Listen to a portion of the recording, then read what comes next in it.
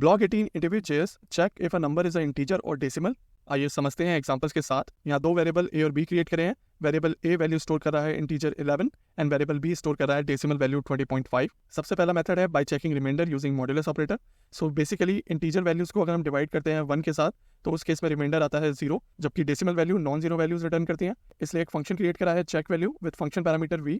इस फंक्शन में रिटर्न करा रहे हैं v परसेंटाइल 1 ट्रिपल इक्वल 0, जो ट्रू होगी इंटीजर के केस में एंड फॉल्स होगी डेसिमल के केस में। नेक्स्ट इस फंक्शन को कॉल कर लेते हैं for variable a and variable b and statement को console.log से प्रिंट करा लिया एंड प्रोग्राम को रन करने पर आउटपुट आ जाएगा true for variable a and false for variable b। इसके अलावा कुछ इनबिल्ट मेथड्स भी हैं जिन्हें हम यूज कर सकते हैं। सबसे पहला number dot is integer method है। ये मेथड ट्रू रिटर्न करता है in case of integer and false in case of a decimal. So यहाँ हमने यूज करा है number dot is integer a and number dot is integer b and इन दोनों स्टेटमेंट्स को प्रिंट करा रहे हैं console.log की मदद से एंड आउटपुट आ जाएगा true for variable a and false for variable b। Similarly number is safe integer method को भी यूज कर सकते हैं।